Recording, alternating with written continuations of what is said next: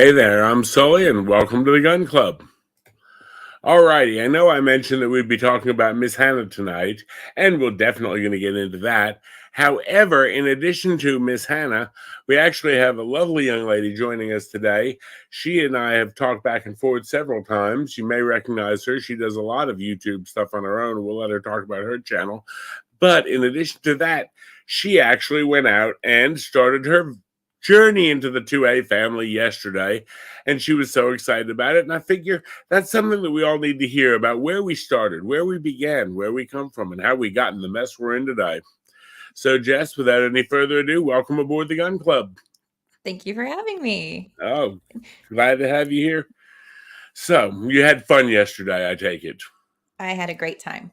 I was Well, a that's little good. nervous, a little apprehensive, but the instructors were great, and it was all in all, it was a great experience. I want to go back for the next class as soon as possible. Cool deal. Yeah, you never stop learning. You never ever stop learning. There's a lot of great instructors out there, and I know just watching on here, yes, I teach, but I am far from the be all end all. I watch other instructors on here just to learn. That's even when you think you know a bunch, then you realize you go down another road. It's like, okay, wow, there's so much to learn. Yeah, I'm gonna try to consume it in small chunks so I don't get overwhelmed because it seems like there is so much just not knowing anything and just searching randomly. It's just like, oh wow, so much. Well, just take it little bits at a time, not try to eat the whole elephant. Well, and the good thing is I do know a guy who runs a channel. Hint. Anyway, but no, from that standpoint, it's to me, it's a lot like, and I even tell my concealed carry, because I teach the state concealed carry here in South Carolina. I tell them, look, when you get your permit back, congratulations, that's your learner's permit. That means somebody at the state level thinks you're not too dangerous to put on the street. But the day you got your driver's license, think about it. Were you ready for downtown metro traffic at 5 o'clock? No. We build skills, we learn, we get better at things. Mm-hmm. So there's always plenty to learn. So tell us a little bit about your first experience. Yeah, so it was an intro to handguns class, ladies only. And they don't have couples mixed together. They don't want, honey, do this, or honey, don't do that, or you're doing it wrong. And, oh, trust me, I understand.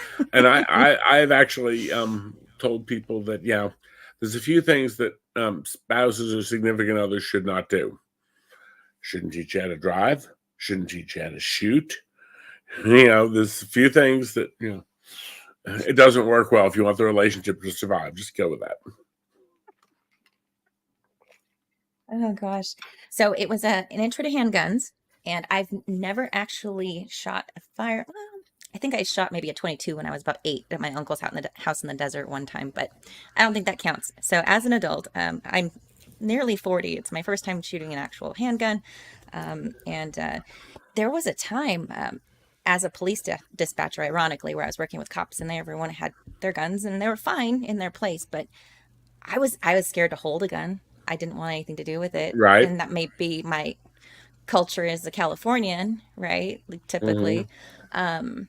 Or just there are free states out there that you could choose from, just to tell you. So I've heard. Maybe one of these days. But yeah, I didn't grow up with guns. My uncle was a hunter. I saw them in his garage before, but I really just had no access to them or interest either. So even as a dispatcher, I was working a graveyard with one of the officers, and I'm like, yeah, I don't want anything to do with that. Thanks. And he's like, took out the clip, and he said, just hold it. Just hold it. I was like, I'm so nervous. It's really lame. It's super lame. But I was glad that he did that, because even after just a few minutes of that, I was like, that wasn't so bad. Right. And it's honestly, Jess, it's totally normal. And that's the funny part to me, at least. And I will say this, and I always tell this story, and this is one of my students who's been on one time with me, but she and I have talked a bunch about this, and I bring her up all the time. We'll just call her Minnie Mouse, for lack of a better term, because she is the living personification of Minnie Mouse. She and her husband were running a Disney travel agency out of the home.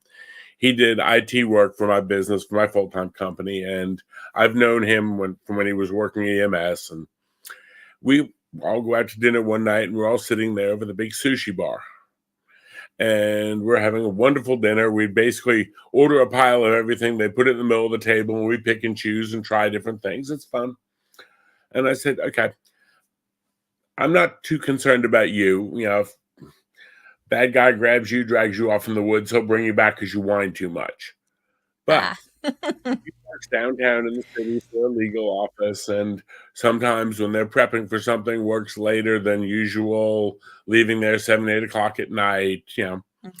And I said, I'm more concerned about her out and around at night than you. And you need to look. And seriously, now, again, I know different strokes for different folks. South Carolina, it's not that drama ridden to get your concealed carry permit, and we're a little bit, more readily, one in about 8 adults have them in the state. 1 out of 8 adults have a permit here. So I was like, look, you need to really look at getting it. And she's like, well, again, like you, she had shot something once in a while, a million years ago. And I said, okay, that's fine. I know someone who can teach you. I'm an instructor. We'll go out to the range. And she sort of blew me off. Well, I kept sort of pushing, kept sort of coaxing a little bit. Finally, we pick a date. She's going to come down. And I said, we'll either meet at the office or we can meet at the house, go over the basics, and we'll go out to the range. Well, she calls me like the day before. She goes, can I bring my mommy? I bring my mommy. Yes. And Okay. I can. And she's also in her 40s. Okay. Very intelligent, works in a legal office, does things of 8 degrees of responsibility, but this was like a new world to her. So we went over the stuff, and mommy brought a rifle that she had inherited along the way down with her. Nothing, very modern. It was an old lever action, hunting rifle. And so we went over that. I looked over that gun, said, yeah, it looks serviceable. If you've got ammunition, we can fire it. And I'm going to bring some handguns out there. And if you want to check anything else, we'll bring out. And I have a few things. So A few things. outdoor range, set up all the way down on the end. And I let them try this and try that and try this and try that. They started liking it more and more. Well, mommy tries her lever action 4570. And folks, if you're not familiar with lever action 4570, it's going to kick like an ugly mule. And after 2 shots, mommy, who's like 70, decided she didn't want to play with that anymore. And I said, well, you want to try one of those big, scary AR-15s? And she's like, do you have one? I was like, yeah, I brought a couple.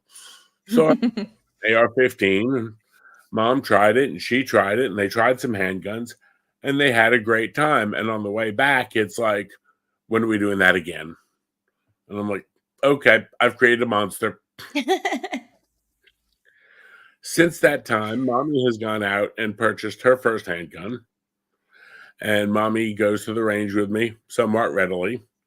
It's interesting. We have a lot of ranges here that have ladies' night, where ladies on Wednesdays go free. So all I do is pay for ammo, which they know somebody who buys it by the case. So Very cool. Oh, yeah, ladies' night, free Wednesdays. Okay, we can do that. So now Minnie has also bought her first handgun. And they both bought models that they've tried of mine after trying several. Mhm. And it's like I told them, look, get used to it, try it, play with it. You'll like it, you don't like it, whatever.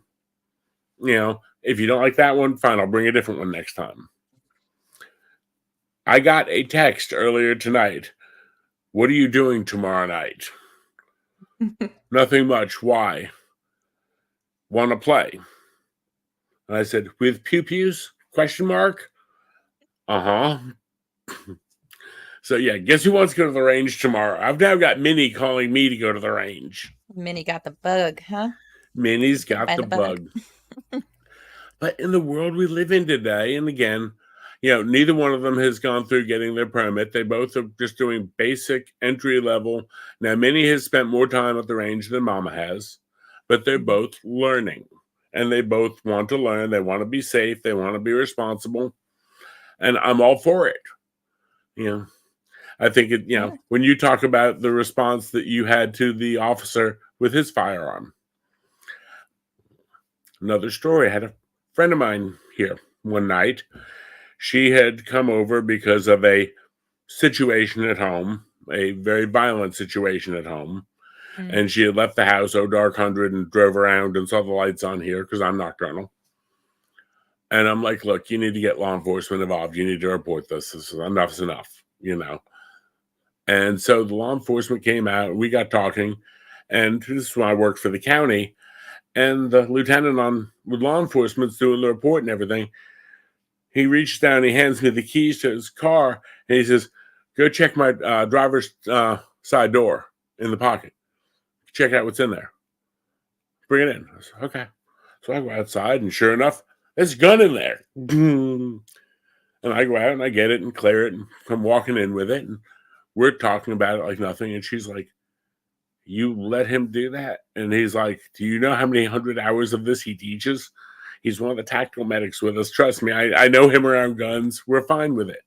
And she's like, but it's a gun. Those things are bad. Those are for killing people. You can't have They're things like that. scary. You know, anything can kill people. Chainsaw, kill people. Yeah. You know, hunting knife, kill people. Baseball bat, kill people. Ford Festiva, whatever. Fiesta. Yeah. I told my sister, because again, we didn't grow up with firearms, Right. and she's more. I mean, she's not actively political, but she definitely acts like a liberal. But so I'm like, hey, I'm going to take this class. Come with me. It's ladies only. Right. I've never done it before. You've never done it before. And she's like, ew, no, why? I'm like, because it's good to know how to defend yourself. And she's like, no, those are for killing people. Why would you need one of those? I'm like, to defend myself and my family. And by the way, it's a tool. It's not, you know. But she just was like so grossed out that I even took the class, and I'm like, whatever. Well, and the thing is, I get that people don't, you know, my mother, who has passed away, but, you know, when I worked in law enforcement in North Carolina many, many moons ago, one night she called me. I was on the road and she had some crisis at the house. I don't remember what it was. It was after my father had passed away. And, oh, well, you know, she needs me to come out and do something. I said, well, when I get off in the morning, I'll do it. Well, if you've worked nights for any length of time, you know when you get off shift, you don't immediately want to just go home and go to bed. No. So it's like 45-minute drive out. And where I worked, we didn't have like locker rooms or anything. We didn't change at work. So I got off my shift at the end of the shift and I was beaten. It's like, okay, do I want to go now or do I want to go tomorrow before I have to go to work? I'm not going to want to get up early. Okay. Grab a cup of coffee, you know, went down to the car, took off my uniform shirt, took off my vest, still had a black t-shirt on underneath, full duty rig, little brown pants with a little tan stripe down the side of them. And I'm like, good enough. I zip back to mom's house. Well, I walk in. She's just sitting down to breakfast. And the first thing is, why did you bring that damn thing in my house? Well, it starts, Michael, what is that? Well, it's my service weapon, Mom. Why did you bring that damn thing in my house? But because I've been wearing it all night. And, well, what if it goes off? Don't worry. It's off duty. It won't. It's tired. I didn't grow up with them. You know. Yeah. You know, but once you're used to them, and you know, there's a getting used to it, you know, getting comfortable with it, you know, it's different, you know. Yeah, I mean, not just getting comfortable with the tool or the firearm itself, but like learning how to stand properly and hold yourself. Those are like positions that I'm not used to, you know, holding myself in. So it was awkward at first, but you know, after like, you know, several booths, going through several booths with different firearms, it felt more comfortable. And by the last 3 that I shot, I was feeling a lot more comfortable. So yeah, practice. So you gotta keep practicing.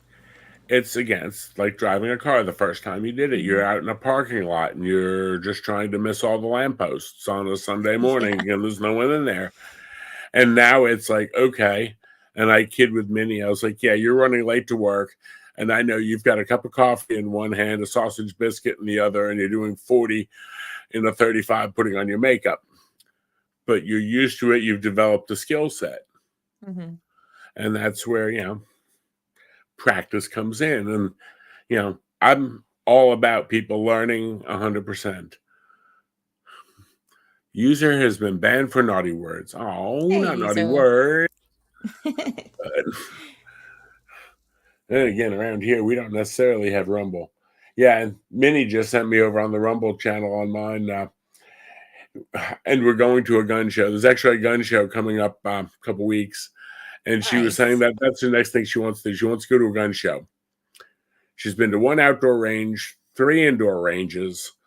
Will drag me to a range, kicking and screaming anytime she gets a chance. And then she's like, the next thing I want to do is I want to go to a gun show. I was like, okay. So I looked one up, and sure enough, there's one county over next month. I was like, oh, let's go to the gun show. What have you done? You've created a monster. But the thing is, now, she and the idiot have since semi-broken up. They're going through a trial drama. I don't know. But anyway, she's alone in a house. And I will say it, and I've said it on this channel 1,000 times, and I will tell it to anybody. Okay, I get you don't like guns. When seconds count, 911 is minutes away. I've worked the road in law enforcement, fire, and EMS. We can't get there fast enough. We're undermanned, understaffed, and oversaturated with call volume. Be responsible for yourself. That's why I teach people medical training. That's why you have a fire extinguisher, not because you're planning on lighting up your kitchen tonight. But heaven forbid, if it happens, that is a tool to address the situation. Yeah. I mean, I wish I had started this a long time ago. It wasn't in like anything anybody in my circles, my work circles, or like were really into. So it wasn't something that was on my mind until when me and my infant were home alone when my husband was working graveyard shifts, and we were living up north in the suburb of the Bay Area, which had high crime, and we would hear gunshots, or maybe they were fireworks, I don't know, but Right. I mean, you would get on like the Nextdoor app and be like, was that a gunshot? And they'd be like, it's Fairfield. Of course it was. But I'm like, that's comforting. Awesome. But yeah, I mean, especially in what would have been considered a decent area, was 2 streets away from a bad area. Right. And lots of drug deals going on at the park that's just, down the road, and Right. having a larger piece of property that the house sat on that we were renting.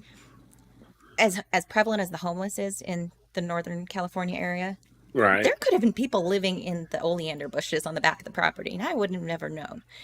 Right. So I was only starting to get aware about like safety and all that back then, but not actually doing anything about it. So I'm glad it's finally happening now that even though I'm more of in a rural area where, if it's a gunshot, it's a gunshot, but somebody's probably shooting an animal or something. It's like not a big deal. Or target Yeah. practicing in their backyard. I mean, around the backyard behind me, there's a hunt club out there, but there's also used to be next to the Lions Club, and they used to hold benefit turkey shoots there periodically. Okay. And I didn't know about this, and they would hold them like once a month. Well, when I worked EMS, my schedule being home or not being home or around during the day was kind of sporadic. And I woke up one Saturday, and there's rounds going off left and right out, and it's like, that's close. And I stuck my head out. I'm like, oh, okay.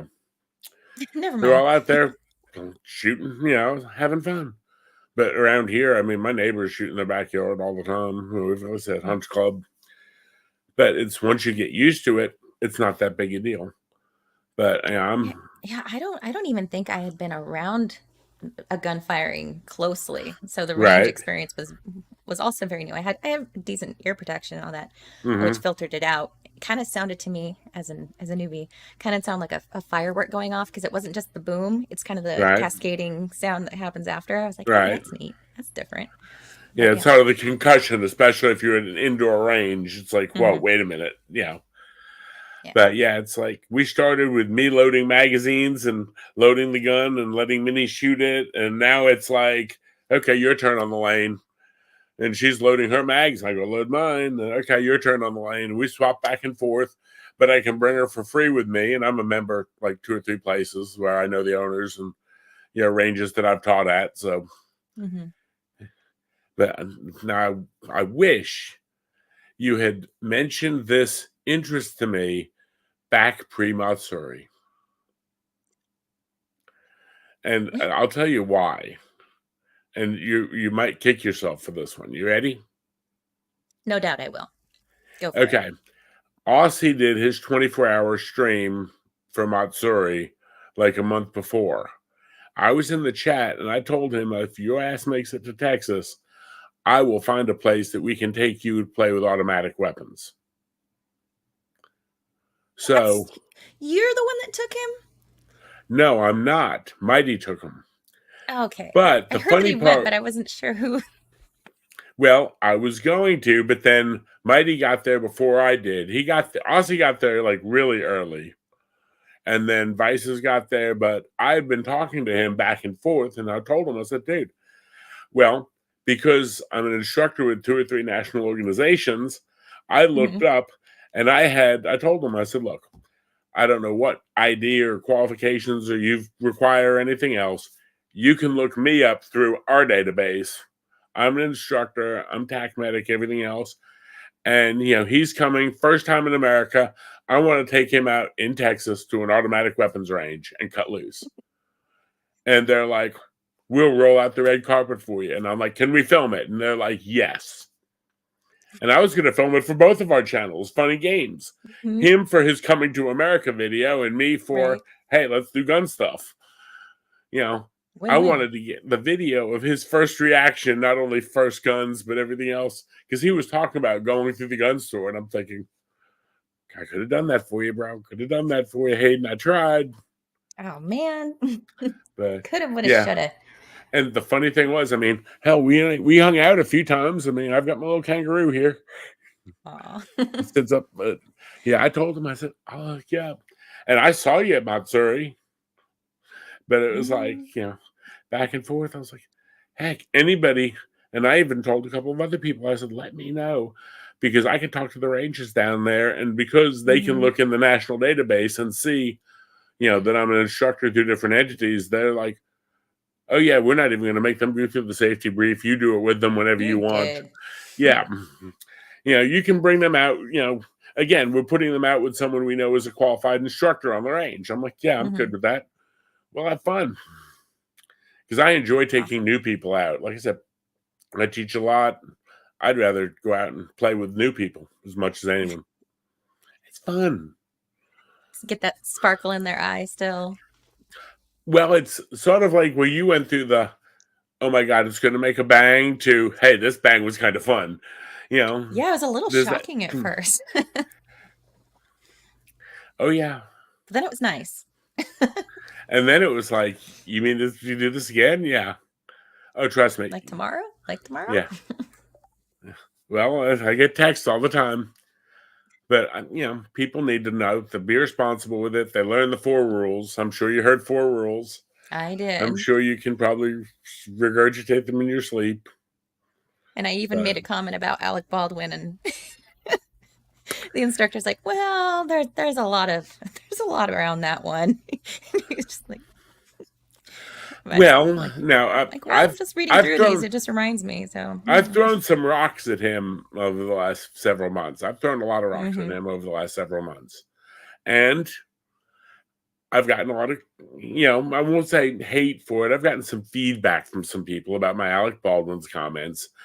But on the other side of that coin, I will say this. Nothing that I've said about Alec Baldwin is meant to diminish Hannah Gutierrez-Reed's culpability in this at all. Right. We can think 2 things at the same time. And my one thought is, he should have damn well known better, and she should have damn well known better. I can't say that one or the other is the bad one. They both epically screwed up.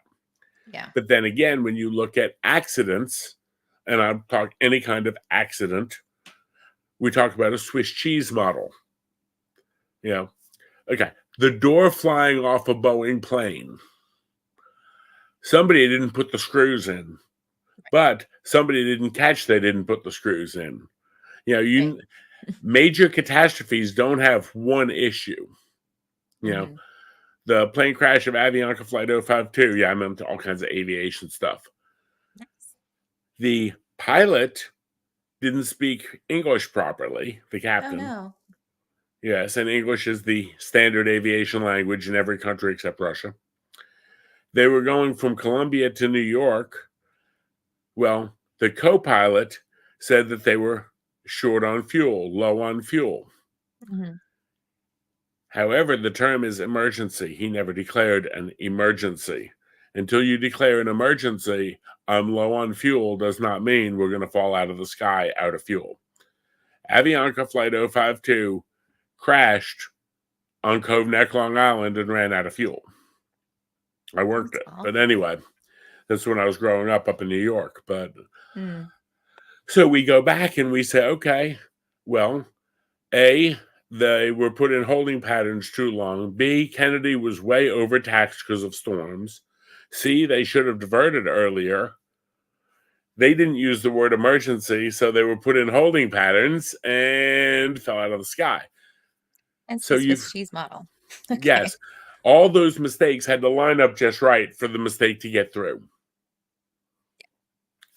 Now, with Alec Baldwin stuff, okay, I've worked on movie sets for Warner Brothers. My Fellow Americans, Richie Rich. I've worked as a set medic. I know what the safety standards are. They should never have had live ammo of any kind on that set, period, the end. Mm-hmm. That's on Hannah. Alec didn't bring the bullets that day. That's the person. Okay. The bullets that get put in, as a matter of fact, I've actually got a picture of what should have been in there. Let me see here. All righty, here we go. Here is your standard bullet. You may have seen a picture that looks something like this. Yep. Okay. On the back, we have the primer, also known as the bang button. Here we have the propellant, which is aka gunpowder, smokeless powder. Some people call it the magical fiery dust, whatever. Then we have the casing itself, which is, normally the brass. Sometimes you'll find steel or aluminum, but most are brass. The standard quality is brass. Every now and then you get the other. And, then we have the bullet or the projectile that comes out the business end of it. Mm-hmm. That is a regular bullet. That's what normally is done. Apparently people in the Rumble chat say we need a puppy cameo. Got two over there. You can't see. One of them is black. She's a black pug. And then that one is a fawn pug. Chunky one. And then we have pug number 3 over here. Oh, so you've got puggles everywhere. Too many. Well, not to get too far off topic, but I had 2 old girls, and somebody locally had a litter of puppies. And, I went to go look at them. And when I say I want to go look at something, you're coming home with me. Right. So next time I go looking for a firearm, I'm going to pick one. Okay. So we've got, those are the 4 things that make up a standard round or a cartridge that we'd use at the range. This is what the gun looked like. So if you look in this hole, you can pretty much tell if it's loaded or not. If it looks like that, the dang thing's loaded. If it looks like that, it's not. Okay, very simple. Mm-hmm. Now, when you put something in that's not loaded, these over here on the bottom left are dummy rounds. Those are Hollywood rounds. They're made like that. There's no magical fiery dust in them. There's actually a BB in it. If you look, that one's even got marked Rattler on the picture. Oh, it's very, very simple. If you pick this thing up and you shake it, that BB rattles around and tells you there's no magical fiery dust in there and there's no primer to make it go off. Okay. But if you're looking at the front end or the business end of a revolver, those bullets are still there, so it looks very, very real. Okay. That was what was supposed to be loaded in that gun. So that way the gun could be pointed at the camera and you see the bullets sitting in the chambers around the barrel, but it's an inert object. It cannot go off. There's nothing there to go off. The primers are already dented or spent or removed, like the ones on the bottom are removed, the other ones are spent. Mm-hmm. There's no gunpowder in there, and there's BBs in them and holes drilled in the side of them. Well, 5 of them were like that. Over on the right-hand side, there's what we call a blank. Now, that's a full load 45 blank. If I want to make a bang but nothing happen, that's got a good primer in it, and it's got powder in it, but no projectile. That would be something I'd use for a starter's pistol. I can make a bang, but nothing's coming out the business end of it. Is that what was supposed to be in one of the firearms on set for The Crow? Yes, that was what was Okay. on the set. There was actually an obstruction in the barrel that sent out. Oh. One of the jobs of the armorer is, if you're loading blanks, check the barrel for obstruction. Because just because, like, on the top one there, it has the bullet, that's going to be your firing. It's going to be what projectile comes out. The one on the right is a blank, but if there's a projectile or something or some wadding lodged in the barrel, it will come out. It That will becomes your send bullet. whatever it is. And we make sure that it's got to be clean. Yep. And yeah, I love that. Steel is cheap ammo. Yes, it is. It's nice at an outdoor range. And sometimes during the shortage, I admit I bought Wolf. I'm guilty. Charge me, whatever. But, when I was trying to run classes during the pandemic, I was getting Wolf and Tull because, well, you could get them. But so, again, a real bullet is top center. You've got to have those 4 components. If you take any one of those 4 components away, a bullet isn't a bullet. Now, I know you're not an armorer. I know you're not like a gun guru. You're not an expert here. But I'm going to see child here of the universe. if you can look and tell if it's got a hole drilled in the dang side of it, or the primer is dented, or the primer is missing, or you pick it up and it rattles, it's safe. Any one of those tests, they found several live real rounds around that set. When they went through after the shooting happened, they found several live real rounds all over the set. How they got there, nobody knows. But my question, and again, we're going to throw rocks at Hannah Reed for a little bit, because she's been charged with involuntary manslaughter. Now, what does involuntary manslaughter mean to you? Committing certain actions unintentionally leading into to the death of another person. So not necessarily, but your either bad actions or reckless actions or whatever caused the death of someone else. Okay. It's usually what kind of comes to mind for me. Yeah. She did not wake up that morning and want that to happen, plan it to happen. She wasn't committing another crime. But did she do something reckless that resulted in a death? Yes. Well, if you've got to load 6 of these dummies in a gun, and you load 5 dummies and 1 real round and say, well, I checked them and I thought they all rattled. Helena Hutchins died because of this. And this is, do I, throw rocks at Alec for it? Yes, I've thrown plenty of rocks. And part of the reason I have is really because you can get, and having worked on movie sets, if I bring you a gun, if you're the actress, I'm the armorer. I bring you a gun and I say it's a safe gun. Should I show it to you? I'm sure when you were handling firearms yesterday, if someone handed you a gun, the first thing you do is check and see, Mm-hmm. But you know check what? The weapon. You check it. Yeah. Now, I mean, is it common practice to teach the actors to check weapons, or is it just typical for them just to grab it and go because so and so said it's safe? Well, that's where they asked Stephen Baldwin, no relation, and he said anytime he's ever been handed a weapon, he's always double checked. And they also do training prior to it. And then, in the Screen Actors Guild documents, which I pulled on my Alex stream, it says no one should handle a weapon that they have not been trained on. No, never point a gun. And I think I'll admit that the thing that tripped my trigger, so to speak, about Alec the most was the George Stephanopoulos interview, where he said, and Law and Crime still has it on their channel, it was an ABC interview, I'd never point a gun at anybody and put my finger on the trigger. I know better than that. Okay.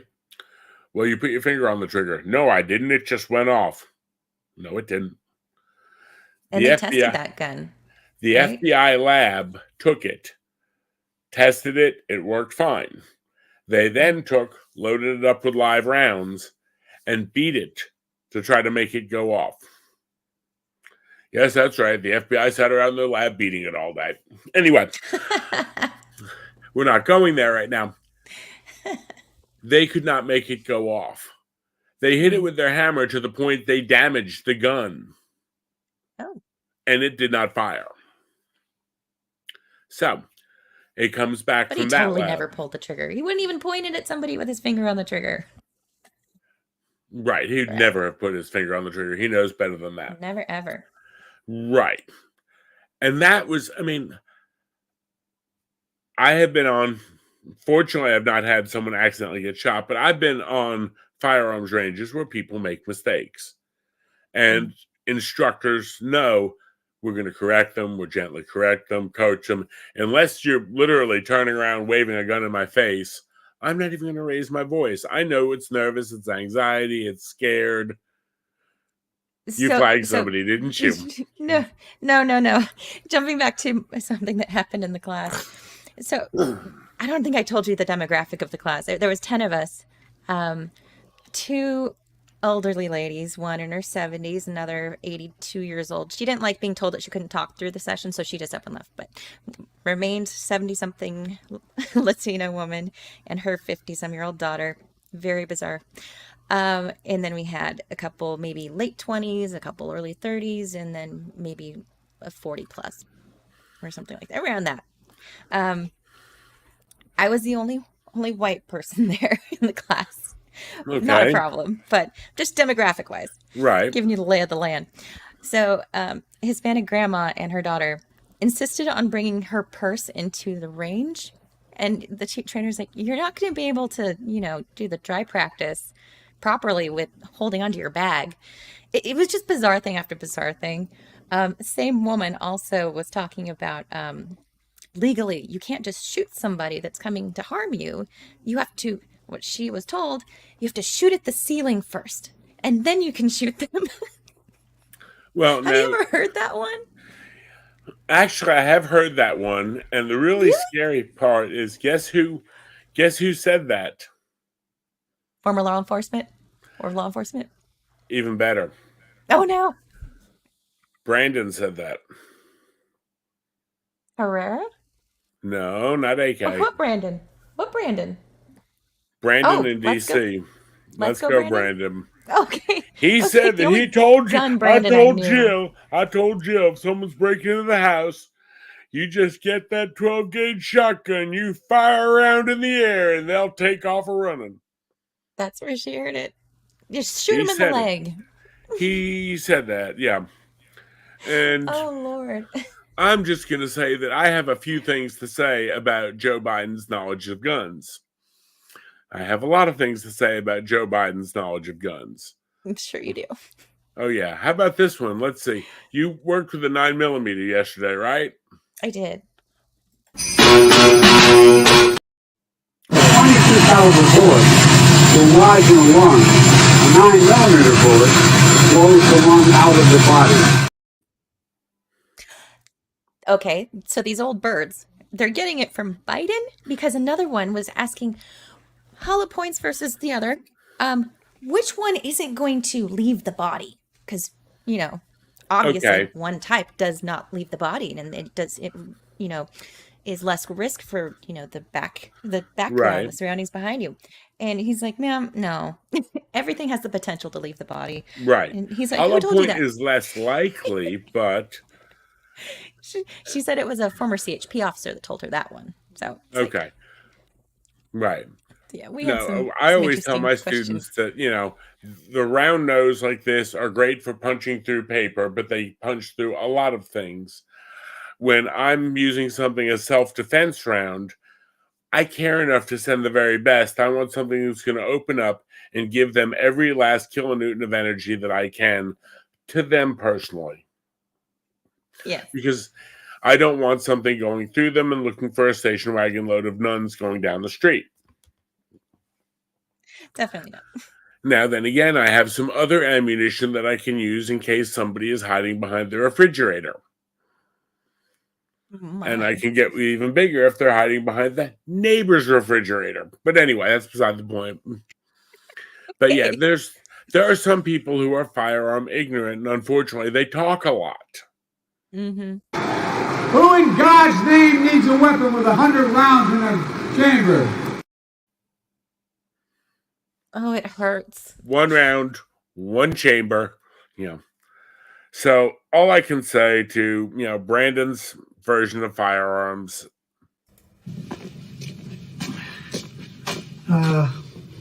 Everything that guy just said is bullshit. Thank you. Thank you. Best I can come up with. I mean, I literally clipped a bunch of these, and I went through at one point, and I was telling someone, I said, I'm trying to get more of these to play with,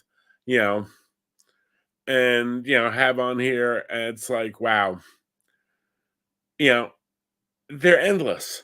It's literally endless. There's another one, Firearm Policy Coalition used. Oh, if you put a brace on a pistol, it becomes a gun, and then you've got a weapon. It's ridiculous. And a brace, I mean, the only difference between a brace and a stock on a firearm is the stock is solid, and a brace is something you can slip onto your wrist. It's actually got Velcro to your wrist. If I was allowed to show something on the live stream, I'd go ahead and I'd show you a brace Velcroed to my hand. Probably have a picture on here somewhere. But it doesn't change the firing mechanism of the gun at all. It just changes how you hold it. And if you've got giving you more control to use it properly, or yes, better accuracy and aim. Why would we ever want people to have that? Makes no sense. Yeah, in fact. But yeah, so to me, it's like, I'm sure, and that's one reason why I started the channel. AR is really interesting, AR things sort of being one of those, it does not mean assault rifle. It means Armalite rifle, the company that designed the thing, the original patent on it. They're not weapons of war in any modern military whatsoever that we'd ever see. They are not automatic weapons. It is one pull, one bang. The same as what you were using yesterday. Mm-hmm. If you had, again, an AR-15 and we're out there shooting, you might have 30 rounds if you're in a free state, and you pull it one time and it goes bang one time. You pull it one time and it goes bang one time. Mm-hmm. Yeah. So we hear all this stuff. Oh no, Jacob, you lost all your boats. I'm sorry. Anyway. But, in talking about this stuff, I actually got asked by somebody, and I'm not going to mention names right now, I'll tell you later, but who was running a newspaper in your state, who, when they were going back during the pandemic, talking about the whole magazine bans and all that stuff, was trying to get some of her writers to write articles on it. And she was originally from Idaho. And her writers were incapable of writing a decent, objective article about it. She's one of the editors, and she said, I have 10 people in front of me who are very intelligent, knowledgeable people, some of them with master's degrees, and I asked them to cover this, and when they submitted these stories, I couldn't use any of them because I could not, in good conscience, publish it. That's wild. And she went into a firearms chat group that I'm in and asked if there was anyone who did any writing or any, firearms training, education, And I answered up, said, what do you need? And she was saying it, and I was like, I'm an EMS educator, I'm a firearms instructor. You know, she asked me if I could put something together, and I got multiple stories published about firearms, about ARs, about the 30 round bands, all that stuff. And the thing was, you know, she told them, y'all don't even worry about those. Forget that whole idea. Forget it. I've got someone I'm going to sub it out to. Mm. And they're like, well, who? And she goes, I've got someone. So what? Well, do we know him? Does he work around here? Who's he write for? She goes, no. Some guy in South Carolina who's got a lot of guns and knows a lot about guns. I talked to him on the phone, and he's very knowledgeable about guns. And so could I please, you know, and she put several articles out, and, you know, people were calling me up. Well, you said this, this, this. Yeah, that's not how that really works. Yeah, it is. Ms. Yeah. Minia is making some comments over there. You need Let's to see get here. certain quotes. I'm gonna be right back, if you don't mind. Okay, that's Stand fine. by. Yeah. Yeah, I know the Billy Madison quote. That's one I'm definitely going to work on. I need to add that in there for Joe. So I know we've got a bunch of people in the YouTube chat from Jess's crew. It's funny, YouTube on my side, I get a few hits on YouTube. Most of my stuff is on Rumble. I dual stream when I do like 1 or 2 streams a week on here, on YouTube and Rumble. And then occasionally, depending on the nature of what I'm covering, I'll do a Rumble only or a Rumble exclusive. A lot of times on weekends, I will do a Rumble rant where I go on and look at some of the greatest hits I can on some of the gun control stuff from Quora and some of the other bulletin boards, people with all their gun questions. And if they're asking an intelligent, well thought out question, I will answer them as an instructor, as an educator.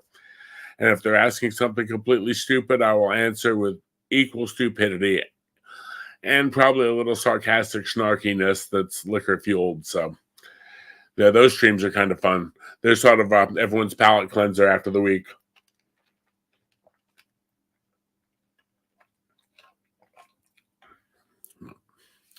But yeah, the difference between pistols and the pistol brace stuff was just amazing to me, because I could not believe the people who just did not have a clue. And I'm like, okay, if you don't know, I can teach. That's fine. One of the biggest issues I've had with all the politicians is, if you don't know what you're talking about, ask someone who does. Because they all want to pretend like they know everything. And then you have the ladies that show up with an intro to handgun night. Right. That they were handling the business end. He had to like pause. He had to pause the try.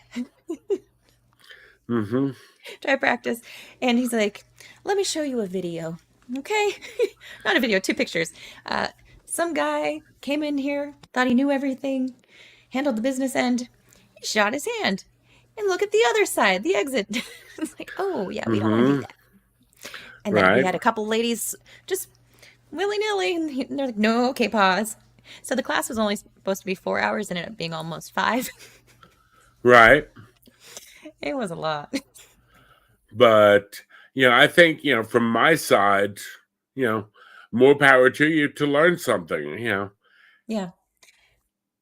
I mean, they all did it. They all hit the targets mostly, I think. Right. But yeah, they learned something. Right. And like I said, if you're in a free state, I'd be offered to, yeah, I might have something I can show you how to use, but yeah. Well, if I'm ever that way, that'd be fine. Right. But let's see. Okay. Very simply, this is the rear end of a stock. Okay. I'll share screen. This is what the butt end of a stock looks like. See the butt. That is solid on a rifle for going up against my shoulder. Okay. Okay. Now, that would require 2 hands to use functionally. Some people don't have that much grip strength. They don't have that much physical ability. And so they can get something called a brace, which is not a stock, it would look more like this. Let's.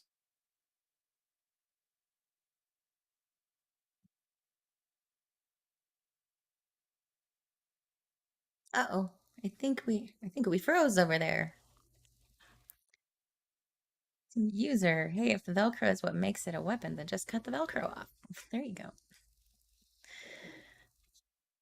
Thanks for showing up, guys. A little impromptu for streaming on my channel. Cherub Cow. I've never seen Cherub Cow before. Hello. Oh no, Sally, no!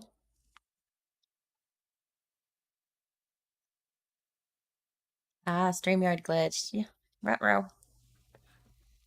I'm still showing movement on YouTube on my guide. Hey, Chrissy. Or hi from Chrissy. Chrissy's chat. These are always the big thinker. Oh, I can show. Can I show comments? Oh no, I'm secondary driver. I can't show comments. Hey, you're back. Sorry about that. I was It going happens. through and I literally clicked something and StreamYard glitched. The whole screen went black on the computer. And I'm like, oh, that's not good. Can you hear me now? I can hear you now. Okay. We are going. I didn't know the fact that you didn't say anything. I was like, oh boy, hope not. But I figured you'd just be right back because that's happened to me before. Mm-hmm. It's not a perfect But so on the other one, this would be the butt end of a pistol brace.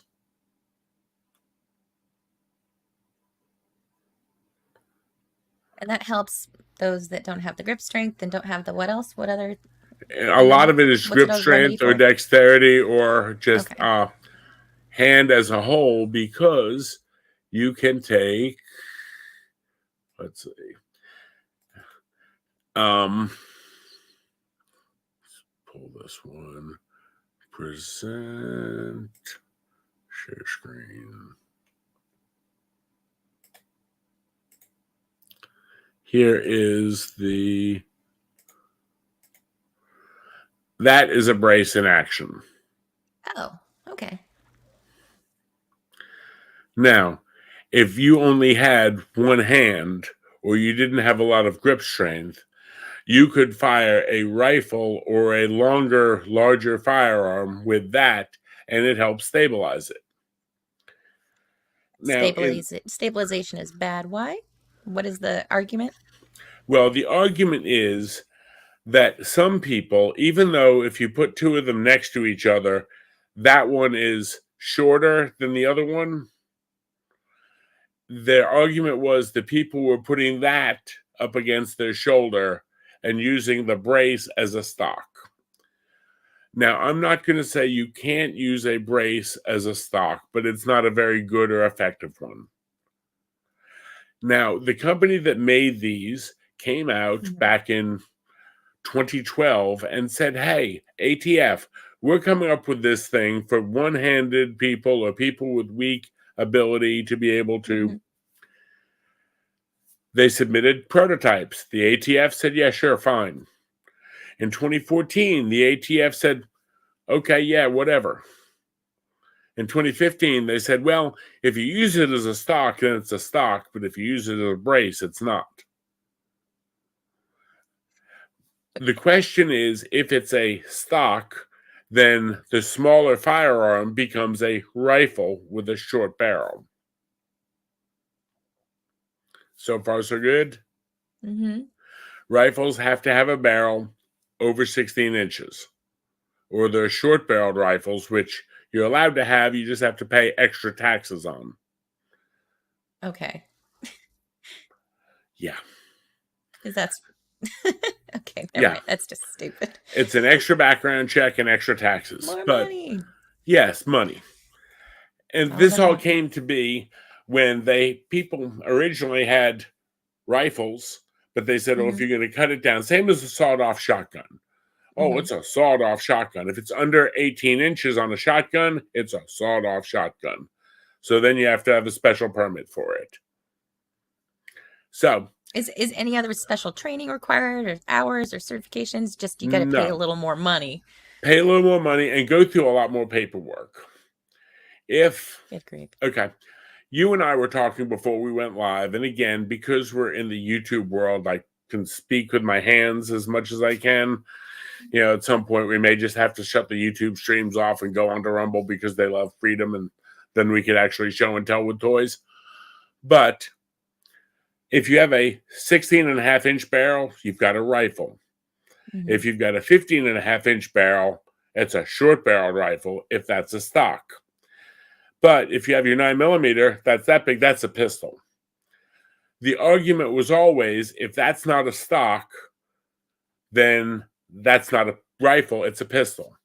So you'll hear the talk about AR-15 pistols, AR-15 rifles. Mm-hmm. It's largely determined based on what's on the butt end of it, if it's a stock or a brace. So far making I need one sense? of those, if this, then that, kind of like maps, right? Yes. Okay. The little circle diagram, what are those called? Really, some Venn diagram. Yeah. Venn diagram, yeah. Yeah. They're both AR-15s, but if it's, and now to give you an idea how important that length of barrel stuff is, you'll love this. At one point, the shotgun I said had to be 18 inches, rifles only 16. At one point, rifles had to have an 18-inch barrel also, but they changed it to 16 right after the U.S. government sold a whole bunch of military surplus weapons that all had 16-inch barrels on them, and they realized that they were selling illegal short-barreled rifles. They were committing federal firearms felonies. The government committed, and everyone who bought one committed a federal firearms felony. So they changed the law to make it fit what they were doing. Okay, makes sense. They're great. Yes, but the whole drama of pistol braces came into these things. Are they braces or are they stocks? Now, I will admit that I have seen people try to shoulder one of these things up here. The thing is, unless they're T90, you can't shoulder it because it's too damn small. It's too short, if that makes any sense. Okay. I mean, for a rifle, you want to be out here with it, not scrunched up. Yes. Okay. So remember the thing we were talking about before we went live on stream, how you saw that it didn't have a stock to it, but it's an AR-15 without a stock? That's an AR pistol. If I change that butt end, I'd have to apply for a special form, wait 6 months to 9 months, pay $200 tax stamp, engrave a special serial number on it, and not travel in between states with it because it's now a short-barreled rifle by putting a stock on the end of it instead of the tube you saw. That's also crazy. Now, it fires the exact same way. It shoots the exact same bullet the exact same way. One pull, one pew. Yeah. Mm-hmm. You're going to post a video for... He's sending me a video on Discord. Okay. I'll screen it. Okay. But yeah, I've actually got a whole video on the difference between the braces and the stocks where these pictures were all taken to import into there.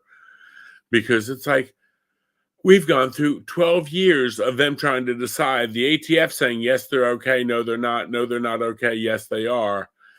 With the difference between what's a brace and what's a stock. And it's like, you've got to be joking. And hold on just a moment. Get it set up here for you.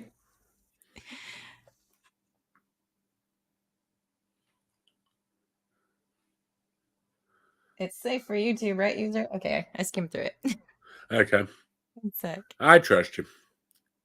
I don't trust user. Here's what I found. Okay.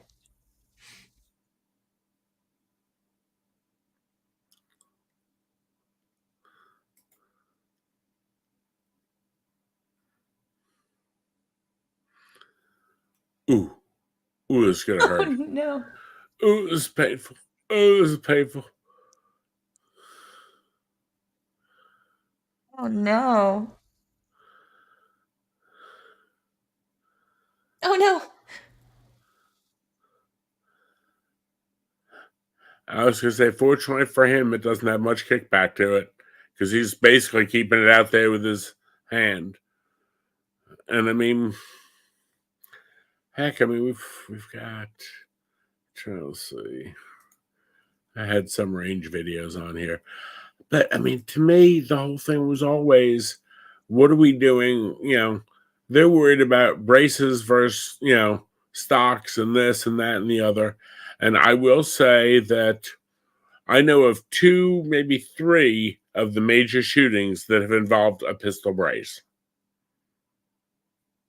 2 or 3 of the major shootings. 2 or 3 Now, out of how many, bro? Like overall. Okay.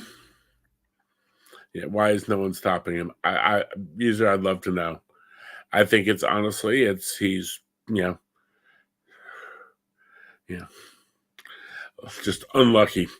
That's who you want to make sure who you go to the range with. But anyway, the Nashville shooter, one of the firearms, one of the 3, and I did a deep dive on this channel, 2 of them. One of the 3 firearms, that's the other thing I wanted to do. I wanted to go deeper than what the media is. I don't want to be the first one out with the stuff. I want to go back and say, okay, these were the firearms involved. This is what happened. This is the timeline. This is all the background. This is the manifesto. I've got manifestos from a bunch of these. That's like Rust. I've got the whole 551-page Sheriff's Department report up on my locals if anyone wants to read it. Holy moly. Yeah. Grifty. Good to see you in the chat, bud. Hey, Grifty. But, from my side, it was always, we'd hear what happened first, not what really happened, if that makes sense. Right. The narrative came out in the first 48 hours afterwards, and then you find out a month later that it was nothing to do with that. Yeah. One of the firearms that was used in Nashville did have it was an AR-15 with a brace. One of them. But that was not even the one that did most of the shooting. And there was actually a Kel-Tec Sub-B folding rifle that was used for the vast majority of the shooting. Which is, we're all worried about pistol braces, and I think our politicians make these great laws. They're worried about pistol braces. Let's see, what else do we hear all the time? Magazine limits, because magazine limits will fix everything.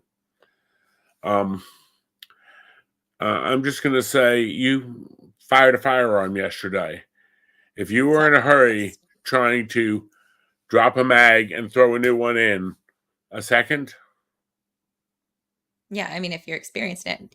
I mean, just even checking the gun and doing that stuff, it took a few, longer seconds, and then I got faster and faster. So imagine dropping it, popping it, like just within split seconds, right? Right. And Minnie's over here in the chat, and she's like,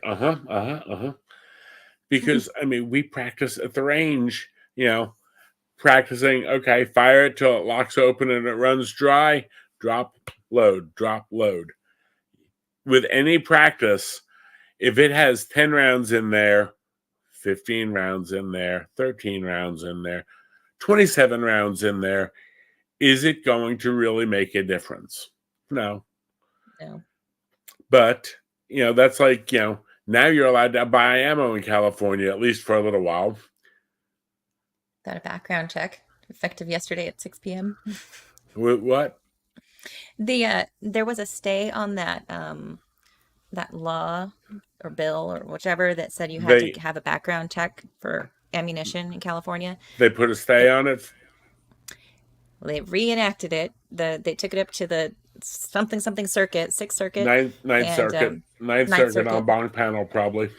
Yeah, and they reinstated it as of 6 p.m. yesterday. I was there waiting for the trainers to get there, and the guys on the sales side ran over to the guys on the other side. They're like, "Yo, we just got the word. In 10 minutes, it takes effect. Tell the guys spend all their ammunition that they just bought because we don't want to deal with it. Right. Use it all." Right. And they're all just going, "Bye." Like they're so mad. Right. Understandably. Now, the stupidity of this is they don't check your driver's license when you buy gasoline to put in your car. They may check your ID when you buy beer, but you don't have to show your ID each beer you buy. Right. You mentioned dispatching. If we would do, and I'm not anti every gun law. I've got 2 or 3 that I would really like to see. Number 1, 14 and up, anything with a firearm charges an adult automatically. No prosecutorial discretion whatsoever, because that 14-year-old can end a life just like an 18-year-old can. A 14-year-old, we had a tragedy down in Florida that a 14-year-old shot his 23-year-old sister on Christmas Eve because she yelled at him over getting an argument with the 15-year-old over who got more Christmas presents. I saw that one. The 15-year-old comes charging out of the house and says, "You shot my effing sister." He whips out his .45 and shoots the 14-year-old brother. Now, I did a stream on that one. Here's my question. They were at the store. Mom, the sister, the 14 and 15-year-old, and the 23-year-old's 2 kids who now get to grow up without a mother. Yep. The 14 and 15-year-old were both carrying. How does mom and the 23-year-old let that go on? I'm not the uncle. The 14-year-old pulls the gun on the 15-year-old in grandma's kitchen, and the uncle yells at him not to pull his gun out. Not, "What the hell are you doing with a gun?" Up, 14-year-old with a gun. I'm sorry, treat him like an adult. He'll end someone's life just as fast. Did they end up charging him as an adult? Do you remember? They probably are. I have not seen. I've been following it. It's out of Largo, Florida. Like I said, I've got a stream on it from a couple of weeks ago. I mean, I found that one on here. I get a lot of the gun stories and stuff that come through. And in watching it, they're in grandma's kitchen. Mom, grandma, the 14-year-old and 15-year-old. The 14 and 15 are arguing. The 14-year-old pulls out a gun, and uncle takes him out of the house. And at that point, just walks him out of the house, says, "Man, you ain't be doing that in here." The 23-year-old sister's like, "Why you got to be like that? It's Christmas Eve." And he shoots her for it. And threatens to shoot. She had a baby in a carrier. And threatens to shoot the baby too, yes. Yeah, that's right. Folks, this is tragic.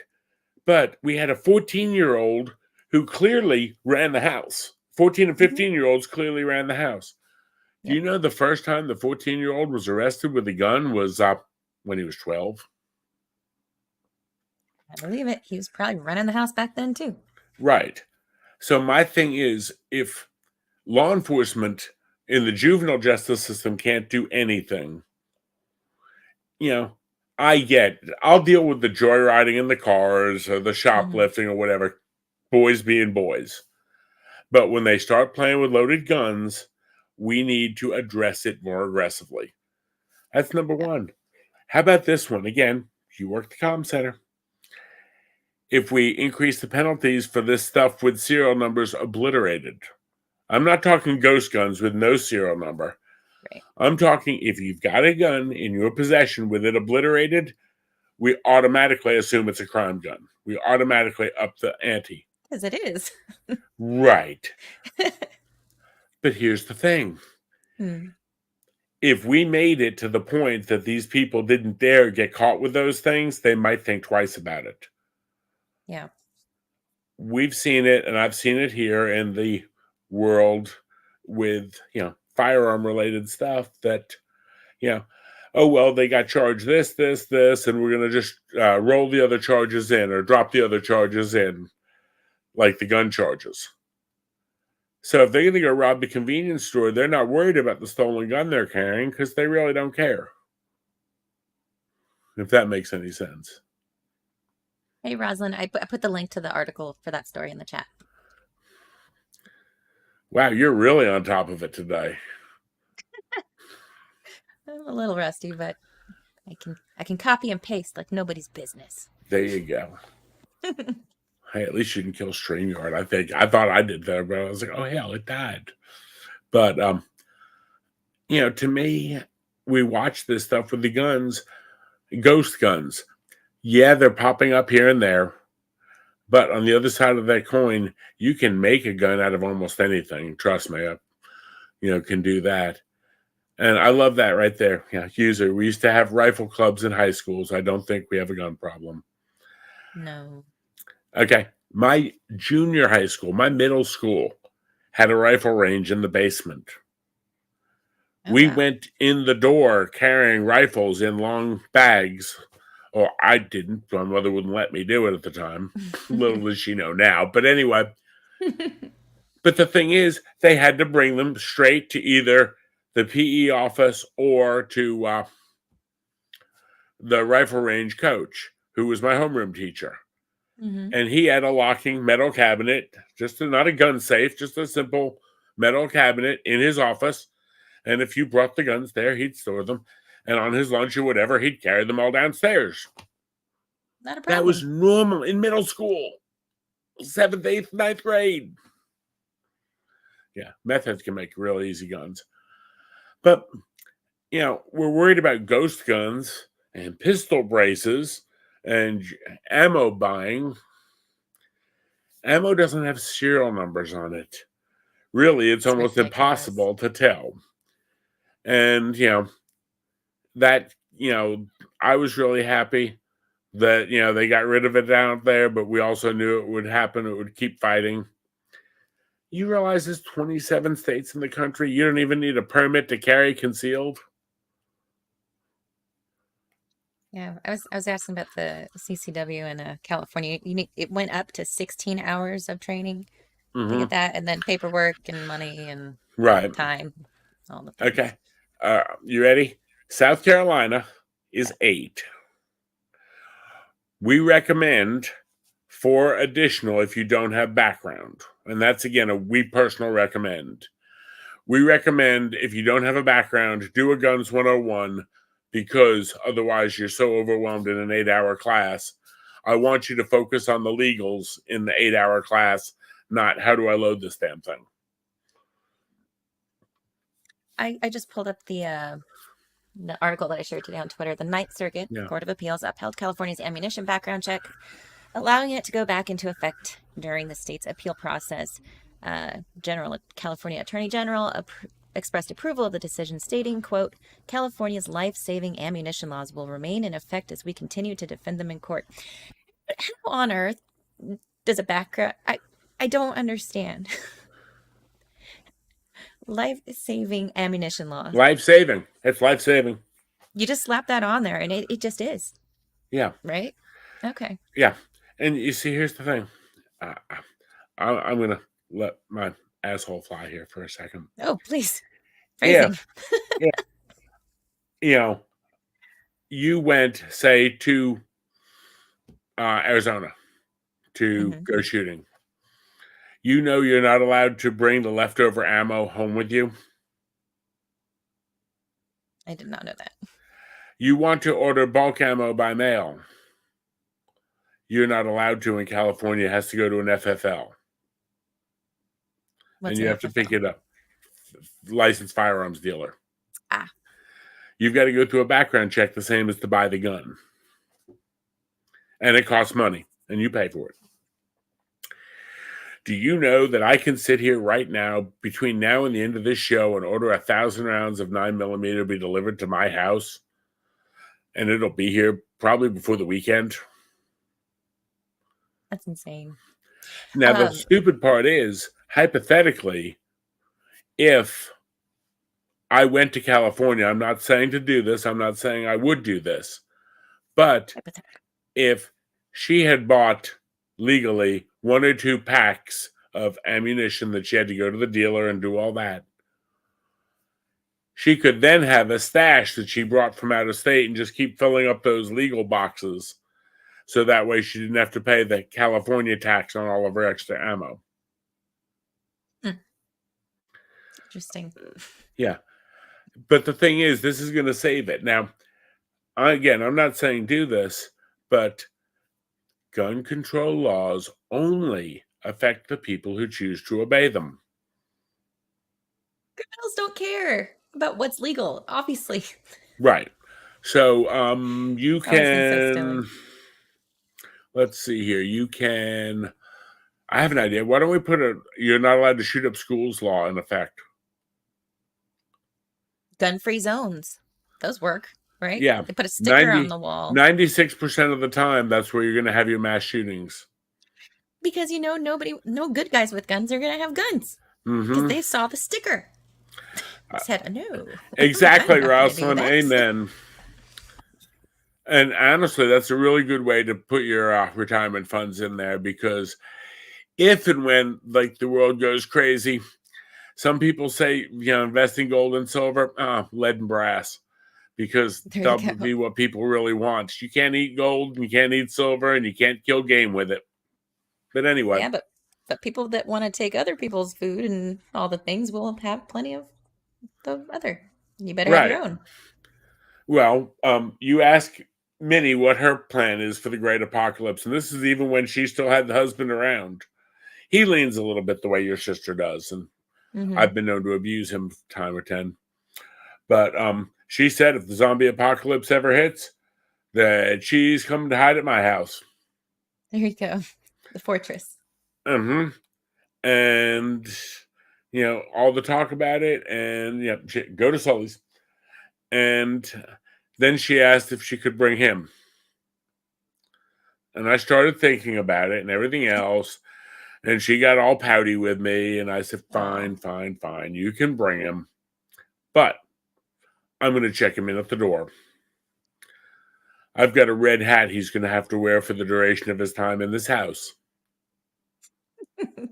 Cat bell on him. Oh, no.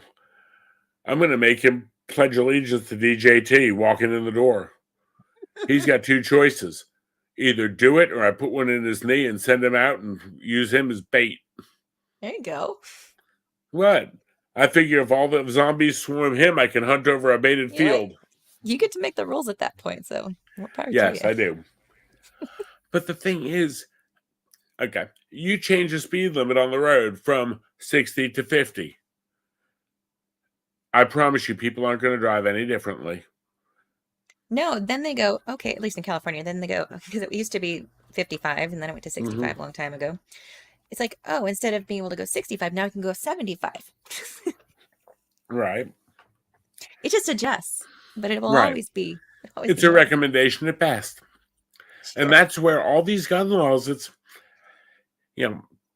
we deal with, the mass shootings. And again, I do deep dives on a lot of them. You'd be surprised how many of them talk about wanting infamy, wanting to be remembered, wanting to be whatever. That's one reason why I won't put their names out on, Yeah. But the other side of the coin is, if they're going for infamy, they go for soft targets. Yep. If they wanted a fair fight, they'd go after a military encampment or a base. Yeah. They're not looking for a fight. Yeah. I promise you, they are not riding down to like Fort Bragg down the road here in North Carolina trying to decide, let me see if I engage with these Ranger boys and what's going to happen. Yeah, they don't want to know that. That's why churches, schools, people that aren't going to have any way to defend themselves. Right. And we teach, my organization, we teach churches. In fact, the manual I sent you, the basic aid manual, we teach to church deacons and church groups. They should. Because, again, we want them to be able to protect themselves and defend the congregation. I'm all for it.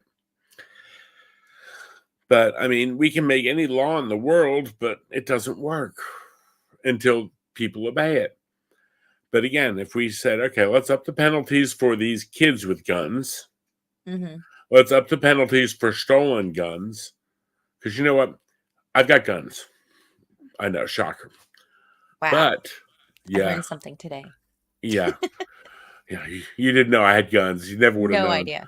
But no guess. No clue.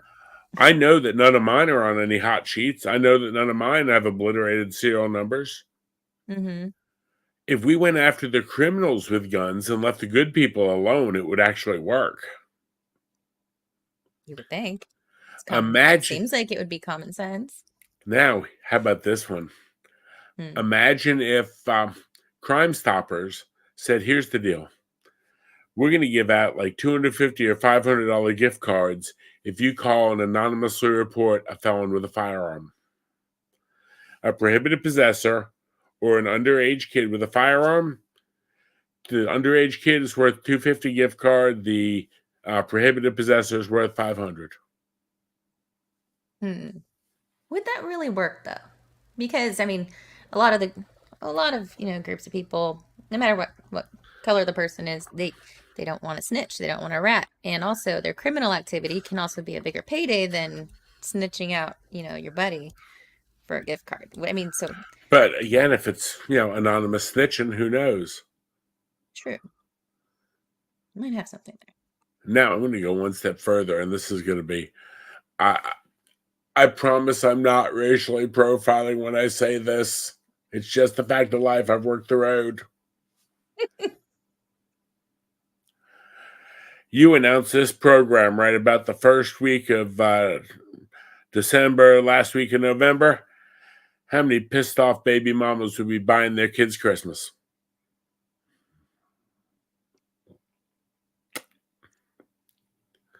There's that. I get to throw the X in the slammer and book a $500 gift card for it. But what if she loves him though, and she's gonna wait for him? Well, if she's You gonna know wait, what? she's gonna wait for him to get paid. Here's the thing: if she loves him and she's going to wait for him, that's fine. It's his ex that I'm worried about. True. Let's face it: a lot of these, real high quality ain't in stable relationships. User said she can fix him.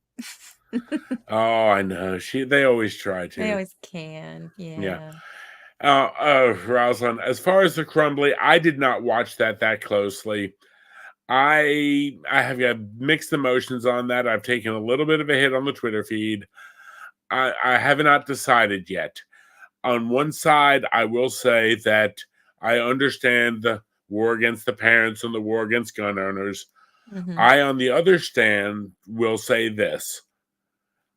I don't have kids, but even my stuff is locked up safely. I think it was parental irresponsibility, and it ticks me off when anyone is irresponsible with a firearm, regardless of if they work in Hollywood or not. Oops, I said that out loud. Oopsie. Yeah. I mean, I love throwing rocks at certain celebrities. We're not going to name anyone in particular, huh? Oh, no idea who you're talking about. Well, let me see what I can find here. I might know a little bit about a celebrity who has a little of an irresponsibility with firearms problem. Yeah, this is the whole thing. This is my recap for the whole Helena Hutchins and everything else and all the elements and everything. Now, the assistant director has already taken a plea.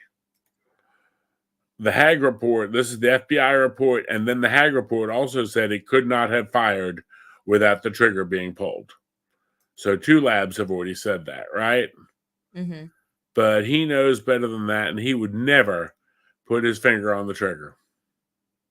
And now that I've held a revolver, I've did the dry practice. Didn't actually shoot one because it wasn't a favorite of everyone. They went to 8 of everyone's favorites from the 10 or 12 that we had to try. But it's not easy to pull back. I mean, not for me. I'm not used to it. But just initially, it takes a lot more effort to pull Right. it. So it seems like an old revolver would take significant force to pull it back, right? Well, true, but this is the pictures. This was taken in the church, not at the time she was shot, but within the week of her being shot. And Okay. that is the weapon involved. And so that's a hook. You hook your first interstitial something or other. The first bend of your finger, you hook it. You don't just use the pad on something like that. Well, he's on the trigger. Because if you look, the black line there is the trigger guard. Mm-hmm. So if you see his finger sticking out the other side of the trigger guard, Mm-hmm. To put it politely, Mr. Baldwin appears to have his booger hook on the bang switch. He sure does. I would never put my finger on the trigger. I know better than that. Never ever. Never. Couldn't happen. Wouldn't have happened. Impossible. Nope, never happened. Tell me it didn't happen. And that's where happen. and that's where, again, as someone, look, be honest, own your screw up, Alec. Oh, what's he doing here? Look, where's that finger? It looks like that's somewhere it needs not to be. Shouldn't be in there. Probably not, no. And again, where's that finger? Not where it should be. Right. Because they're not even Are they filming in this, or are they just setting up for filming? They're like a freeze frame during an action sequence. Do you know? This was pictures that were being taken in the set during the filming. Okay. They'll do all kinds of pictures to show how the lighting looks from behind, or how this is, or how that frames out, or, and they do it continuously because they can sit there with a camera, like a digital camera, and fire a bunch of pictures, and then they can go through them and look before they actually film it. So let's say he didn't want that much glare from behind from those stained glass windows. Oh, I'll change the filter, or I'll do something different. Or, again, if they're trying to compare, they'll have them, like during the movie sets, they'll have, if you're the actress and you film part of a scene one day and part of a scene the next day, they'll take pictures of you, several, when you get costumed up the first day, just to make sure that you're costumed identically the second day. That your makeup's not a hair different, or there's not, a slightly different shade of eyeliner, or that, your hair isn't slightly different. Because I thought I did it the same way both days. All of a sudden you see it and it breaks the reality. Got it. So they are psychotic about pictures, and they're continuous with them. But these were pictures taken inside the church that they were filming in when she got shot, within the same week. Yikes. Not looking good, buddy. I would never put my finger on the trigger. Now, the revolver in question was a single action revolver. Did you learn single double action yesterday? Yeah. Yeah, Rosalind says continuity. Okay. Now, single action is you cock it, and then the trigger performs a single action. You fire it. Double action is a longer pull. It performs two actions. Brings the hammer back, and boom. So, when we look at the whole thing, dear old Alec, I'm sorry, but, he had, in my opinion, and again, I'm just going to do a guess here because I don't know nothing about guns or anything else, and I've never done any investigations or crime scene stuff, right? Yeah. Well, I took my first class a couple days before yesterday, but that's okay. My friend Minnie is taking me out to the range tomorrow night to let me fire her 9mm. But my hypothesis is that he was fat fingering that trigger all day, but it's a single action old cowboy revolver. Have you ever gone to the Wild West shows and you see where they're doing the, Wild West, and they're like beating the back of the gun? Yeah. Okay, what they're doing, they continuously maintain pressure on the trigger, but that doesn't fire anything until they cock it and it just falls on the next round. And they cock it, and it falls on the next round. And they cock it, and it falls on the next round. So far, so good? Yeah. Makes sense now. Because I thought they were doing both growing up. I thought they were doing both, like pulling it back in, having to pull the trigger each time. No. What they're doing is you have a single action revolver, you can pull the trigger all day, and if it's not cocked, nothing's going to happen. So they draw it, pull the trigger, and then they cock it to fire. It's called fanning the hammer.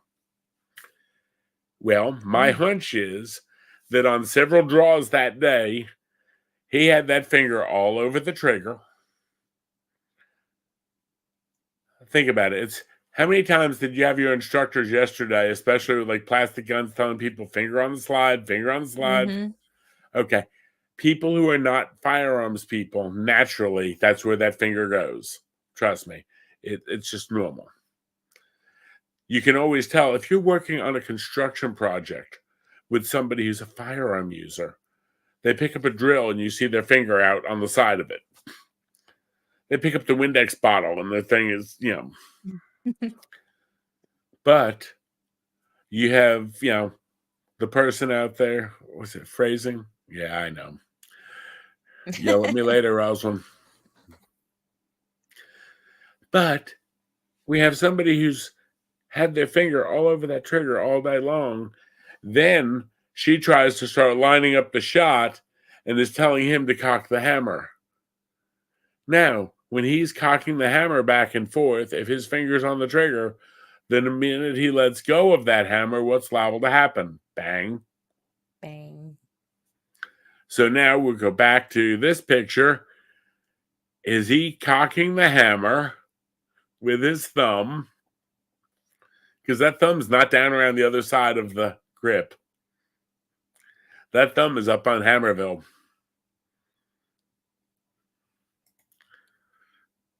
What do you think? It looks like it's on it. Yeah. Sure does. So, yeah, it's kind of an interesting one, unfortunately.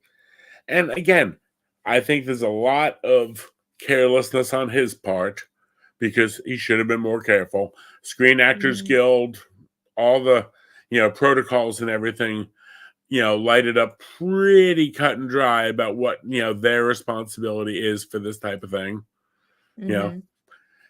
This is out of the Screen Actors Guild Safety Bulletin. Treat all weapons as though they are loaded and are ready to use. Do not play with weapons and never point one at anyone, including yourself or your cinematographer. Follow the directions of the property master. Anyone that will be using, know the features, the safety devices. Well, I can't say that he necessarily did it deliberately, but I can say, were they grossly negligent? Was he grossly negligent in his handling of the firearm? With those pictures, and with the fact that 2 labs have said it couldn't go off without the finger pulling the trigger. Own up to it. You obviously lied when you said you didn't do it. Maybe he didn't remember that he did it, but right. And again, when you read the report, this is the second lab report. Okay. The only conceivable alternative to the foregoing would be a situation where the trigger was already pulled or held rearward while retracting the hammer to a full cock position.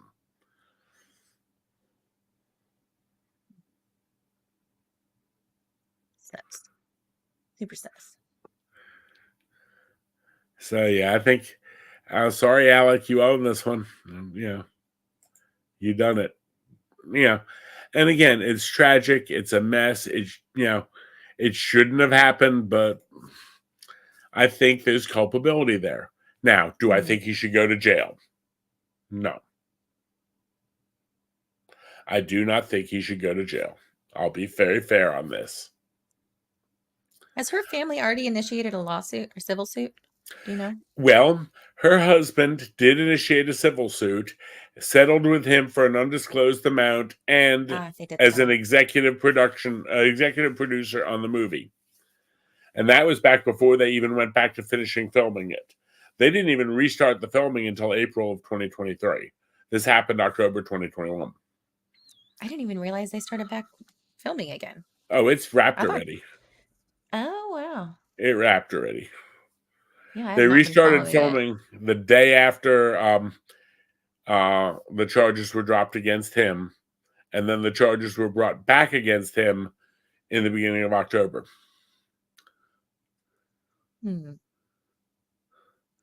What the hell are you doing crossing my circles of streamers? I'm not sure I know Scott J, but okay. Mr. Scott. He usually slums it on my chats and gives me a hard Okay. time. No, he's good. He's good. Yeah, wasn't I on Snipers last Saturday? Yeah, a lot of times I do Snipers on Saturday for ASMR break. Oh, yeah. And I All your usually do my own on like Tuesdays, Thursdays, and sometimes Fridays if I get drunk enough. But anyway, yeah. all the circles are touching, Mr. Scott. Get used to it. But here's the fun part. I don't think Alex should go to jail, and I will say that. However, I think he should be required to do a whole shit stack of community service. And when I say that, how about making a whole bunch of gun safety videos that are available free? How about a whole bunch of, honestly, think about this. He's in this production business. What better Mm-hmm. person to tell the story of, there are 4 rules. Mm-hmm. Make sure it's, assume it's loaded. I assumed it wasn't. Don't put your finger on the trigger. Well, guess we know with those pictures. Don't point at Don't be anyone. like me. Don't be like me. But the thing is, he's got a voice. Mm-hmm. And he's got a voice that people would listen to. Yeah. He could legitimately do some great videos, and I'm not talking for any, financial remuneration, and make them available free to like NRA instructors and USCCA instructors and Gun Owners of America instructors and Firearm Policy Coalition instructors. Make it free to all those folks. Wouldn't that be nice? Mm-hmm. But isn't he like an actually anti-gun person? Yes, he Publicly? is. Yes, he So is. Very much so. What better person to do it? it'd be great. And again, maybe, I hate to say this, maybe he learns a little something. I mean, let's look at this one.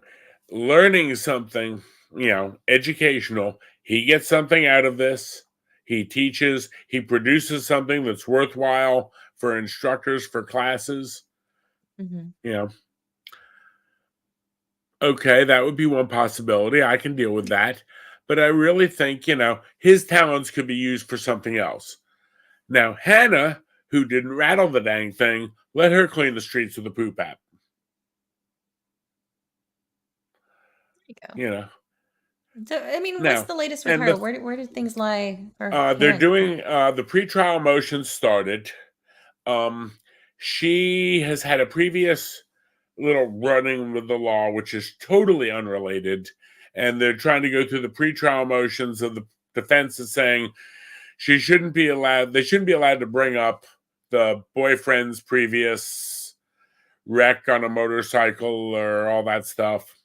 Sounds kind of familiar. I think I might have heard something about that. But The TLDR, mm-hmm. she either gave or possibly gave the keys to a motorcycle to the boyfriend who was drunk, and he ended up wrecking. And she ended up with a civil suit secondary to that situation. But that is not, in my opinion, enough to call her out for.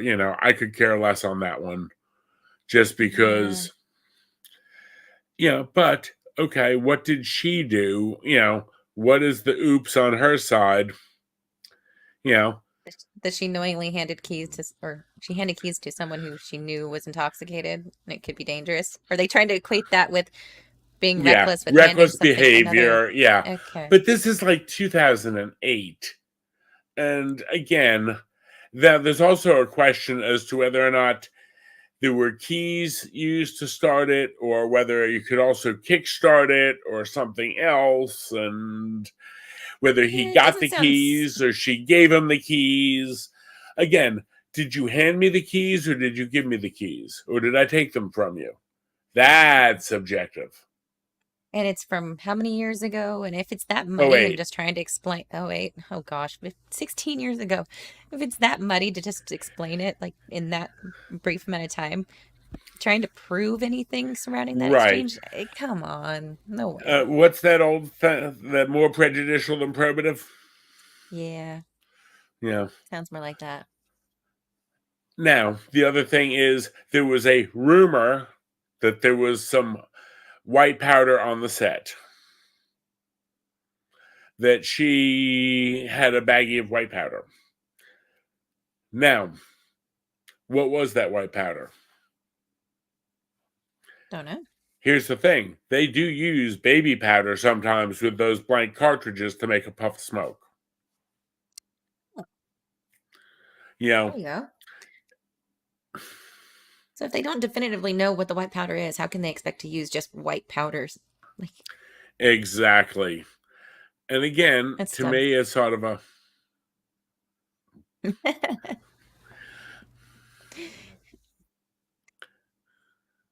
Mr. Scott, you're a good egg. but to me, it's always one of those things of, I can't tell which one is which and which one, really is it, it's more prejudicial than probative. Yeah. Here's the thing. You're supposed to make sure they rattle. They either rattle or they don't. Yeah. If those rounds don't rattle, you've got a problem. I mean, no offense, in the state I live in, I may have like rounds sitting on my desk at any given time. I mean, but on the other side of that coin, I can turn around and sit there and, this one's a training round. It's very clearly obvious. We use these in the classroom. Mhm. One of our deals when you come into the class, if you were taking a class from us, no live ammunition in the classroom, the end. And you say, well, I need to know how to learn, load this and this, that, and the other. What, is it? We check it. One of the instructors, safety officers, checks it, checks the case, checks the magazines, everything else. And then we'll issue you some of these to practice with in class. To load magazines, to chamber it, to clear it, to do everything in class with this. We've got them in 9, 380, 257, 38, 22, 223, all kinds of stuff. All of them. Yes. Because anyone who comes into class, we don't want live ammunition in the door. That's a safety protocol with us. So no live ammo Makes on perfect set. sense. So no live ammo on set. Okay. That's a simple safety rule. She blew that one. Well, and weren't the other production crew members saying that they were just hanging out in the desert when they weren't filming and getting drunk and pew-pewing and The really weren't weird there? part is that was said by several people, but it's never been confirmed in the investigative notes. And I will tell, again, any of Jess's people, if you check on the gun club on locals, I've got the 551 page police report there with all the statements in it. You can go through the whole thing. I mean, right down to the autopsy for the cinematographer. The whole report. Is it like a PDF format where you can Yes. search for certain things too? Or It is PDF, but it's not very searchable. I think it's okay. wherever they scanned it to PDF, they did it more as a photo file, as in like OCR text recognition. So Okay. some of the stuff you can read, Some of but it. again, Okay. and the one that I posted on there is the one that I made my notes out of. Got it. Cool. Check it out. So, and I'll throw the link up to that in case anyone's interested. Let's see here. Here's all my crazy stuff I have. Of course, there's the X and the Twitter and the Facebook, but there's the gun club at locals.com, our Rumble. And again, if anyone has any questions, we have the email down there. But yeah, anyone who's interested in looking at on locals, because I took pictures of stuff. I took, any one of these things, I do a case study and I make a bunch of claims. Mm-hmm. I've got the reports and whatever, and I sit there and I annotate it and highlight it and everything else. So go waddle through it, check my highlights. It's better than reading 550 pages. Yeah, better you than me. Thank you for doing the work. And I will say this, that if you're going to read the autopsy and you're going to read the medical report on her, get the tissues ready. Oh. Yeah. But anyway, that is what that is, unfortunately. But yeah, here's one of my favorite Brandon's. Now, this one is from the FPC, but it is just so well done. Let me see if I can share this up on here.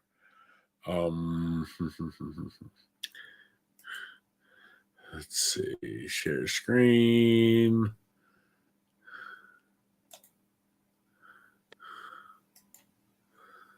This is my favorite one. Oh no. Let's see, we're not getting any audio. No. Are you getting? No audio. Did you do share tab and click the audio option? I know what I did, but Put a pistol on a brace. Oh, there it is. Gun. Makes more. You can have a higher caliber weapon, a higher caliber bullet coming out of that gun. What? Made it harder for people to buy. Stabilized brace. Put a pistol on a brace. It turns into a gun. Makes more. You can have a higher caliber weapon, a higher caliber bullet coming out of that gun.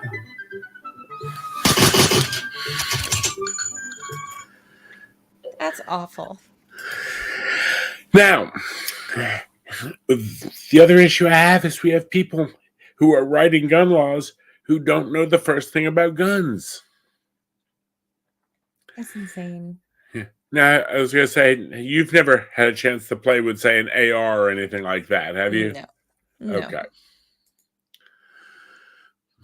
Knowing the fact that we let Minnie go out to the range with one, and that we let her 70-year-old mother go out to the range and play with one, I want you to decide how appropriate this. I've held an AR-15 in my hand. I wish I had it. It is as heavy as 10 boxes that you might be moving. And the bullet that is utilized, a 50 caliber, these kinds of bullets, need to be licensed and do not need to be on the streets. What in the world? Now, I'm going to draw your attention to Miss Sheila Jackson Leigh from Houston. Here's your issue. If she can hold an AR-15 in her hand, and it's as heavy as 10 boxes that you might lift when you're moving, could she move 10 boxes? What does that even mean? 10 Maybe boxes a Twix when you're bars, I don't moving? know. Like, But so paper that's clips? That kind, those little boxes? Like, it's. I wish I hadn't. It was as heavy as 10 boxes, and a 50 caliber bullet. Think a 50 cal is around like this big around. If you'll excuse me for just a minute, I'm going to run. I'll be right back. you do what you gotta do. Yes, ma'am. Teabagging therapist. Isn't that you, user? Are you just going back and forth, messing with me? I can't flash the chats on the screen because I'm a passenger on this ride. Let's see. Rosalind, Mad Love Baldwin for talent. His blowhole IRL is just annoying. And thanks to Sully for sharing his insight from Rosalind. User found you on Rumble. Look out. Those circles, they're closing in on you, Mr. Scott. Be careful. Yes, it is user. And Mr. Teabagging therapist. Oh, Minnie. Oh, but wait. Tell her my mom is 70, has osteo and rheumatoid arthritis, is 5 foot nothing, and weighs about 120. But the AR is as heavy as 10 boxes. Like when you're moving boxes. I would presume a moving box would be like 30, 40 pounds for how much I pack into a box when I move, because just everything that you could possibly fit in it, no matter how heavy it is. But that old lady that just said that, 10 moving boxes. I don't think that woman's ever moved a moving box in her life. Let's see. Ms. Minnie. It sounds like you're having a lot of fun with the range and stuff. Where are you reading Teabag? Over in the Rumble chat. That's right, you can't see it, Mr. Scott. User's dual boxing. Dual tabbing. I don't know, he's dual something. So this is fun. Didn't really plan on streaming today, but Sully was messaging me. He's like, hey, you want to talk about it? So, sure, it's fresh. Just did it yesterday. I need to set myself up for the next class. I'm supposed to have my own handgun for that one, but we'll see. Got to shop around. This Minnie, Sully's a fun teacher. I bet he is. He's a character. The two guys that were the trainers last night, they were pretty funny too. I had a good time. Rolled with all the crazy women that they had to deal with. Welcome back. Oh, can't hear you. There we There go. we Got are. that. Yeah, I actually went and grabbed something real quick. Yeah, maybe a mount of browning. Yeah. But now this, since we got talking about braces, this is actually a brace, a stabilizing brace that can go on the back of an AR buffer tube. Now, this is fairly flexible and floppy back here. Mm-hmm. It would not be Bendy. a very good, stock to try to do anything. I mean, if you're Yeah, looking it's all at this, squishy. yeah. But if somebody was going to want to use one-handed, there you go. Okay. Yeah, it doesn't make sense for this stuff. So it would not change the business end of the firearm at all. It This doesn't used to change the be caliber, like Brandon said. no, and it doesn't change how it functions. One pull of the trigger, one bang of the pew. User said, so that's a Semi-automatic. weapon. Got it. Yeah. Well, you put a pistol on a brace, it becomes a weapon, and then a caliber, and you don't. That's ridiculous. Oh, that's okay. Now not on firearms, but if you didn't see his little speech yesterday, he talked about right after he was elected that he met Francois Mitterrand I didn't see that. from Germany. Or, yeah. Mitterrand's not from Germany. And he passed away years ago. Yeah. Yeah, it makes the bullets go around corners, exactly. Makes them heat-seeking, I tell you, heat-seeking. Anyway, we have people writing gun laws who don't know the first damn thing about guns, which that's one of the problems. Mm-hmm. And to go further, it's like we're not targeting the problems. Because I can tell you, no matter how many, nobody is going to get into this stuff unless they're like a firearm aficionado who's building custom toys and And how many mass murderers and offenders are those people, right? Right. You know what? I have an idea. Let it be known that they're going to focus on the top 5, 6 zip codes for murders per capita. Mm-hmm. And they're going to basically double the penalty for every obliterated serial number in there. And what's going to happen? That's going to be a big one. But Mr. Scott there. Where did she find Sully? You found me. Well, There's sort a of. crossover some point. Vices? Oh, no. Worse than that. Ricada? Ricada. Ricada? Your first night on Ricada. We don't talk about that. Yeah. But Well, thanks for reaching out anyway. But no, Ricada, Vices, and then back and forth, because I think we probably share about 8 or 9 of the same contacts. Oh, probably. And then I saw you in Houston. Yeah. I couldn't tell whether you were either exhausted, pissed, or just desperate to get back to the bathroom, back to the hotel room and take a shit. I couldn't tell. There were moments of irritation on that trip, but I was tired too. Well, it was early in the week. Or it was early in the weekend, I should say. I got there Friday, left on Sunday. It was a quick trip. It was early in the weekend. Mm-hmm. I was sitting, the Pope knows. Anyway, I was sitting on the benches talking to a couple of people outside the convention center on the walkway where you would go. No, not the crosswalk. Like on the walkway right by where you'd cross the street. Okay. What do they have? The spinning orb art pieces? That was a little further up from where I was. The spinning orbs were a little bit further up from where I was. But you remember I had like the food trucks up to the corner, and then there were the benches right there. I was sitting Okay. right on those benches there, and you were coming out of the convention center and you were going to the hotel, and heaven forbid if a city bus got in your way because you'd gone right through it.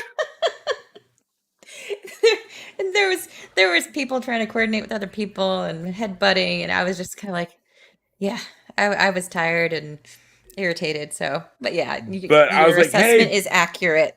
it was one of those things that was like, I'm sitting there and it's like, hey, Jess. And you turned, waved, and kept right on going. I'm like, Oh, I didn't hear he's anything. on.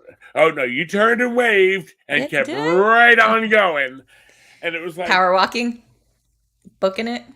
not power walking. I'm mad. Oh, Like I said, if a city bus had gotten caught in the line of crossfire, I would have put money on you over the city bus. good man. You know, seriously, if there had been a traffic cop out there who put his hand up to say stop, we'd be reattaching his arm right now. She was, ooh, yeah. I don't know if Yeah. I was, well, maybe I was exuding a little more than I thought I was. It was probably, 2, 3 o'clock in the afternoon, one of the first days or so there. Okay. Well, the funny thing was, I ran in passing with Chandler, the other Jess, 2 or 3 times. Now, Mhm. I had a few drinks with Vices and a few drinks with Aussie. Got very inebriated with Ricada and Vic one night out on the side patio. And then literally, I mean, I went down one morning and Lofty was still there and we were seeing the sun come up. Oh But no. yeah, we had a good time. It was a great time there. I saw Flux periodically because she and I would be in the nicotine section together. Yep. We hung out with Flux a lot. Mm-hmm. But yeah, it was so funny.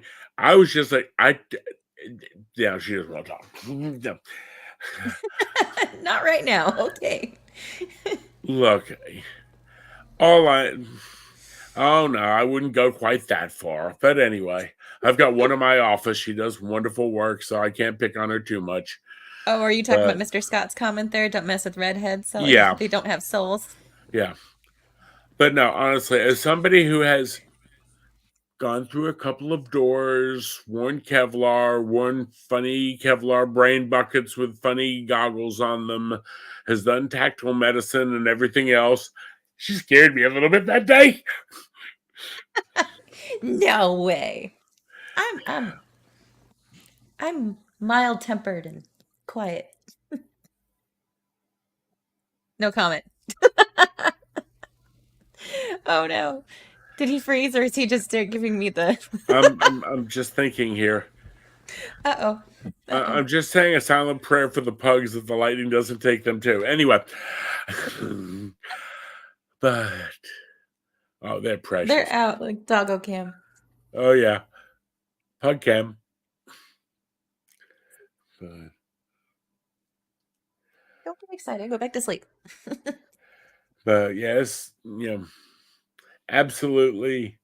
I'm so glad that you're getting a chance to do this. I know it's not quite the way I would have suggested, but it's the best you can do where you're at, kind of thing. Yeah, I But mean, I'm like I said, I'm in a rural area, and the closest like indoor range is over an hour away. There's a couple outdoor ranges around here, I've heard, but one's in the very back of a canyon out in the desert. So I don't know. See how that. I'll have to look around and make some phone calls because I know people that are enthusiasts around here, but even as limited as us Californians are with the wet toys that we can have. right. But I'll poke But around, maybe make some more trips to that range and take more classes and yeah. And see again, where it the goes. classes and everything else. And like I said, if there's anything I can do, by all means, reach out if there's a question or something, or because again, Appreciate it. you've got a firearm instructor on speed dial now. And like I said, Awesome.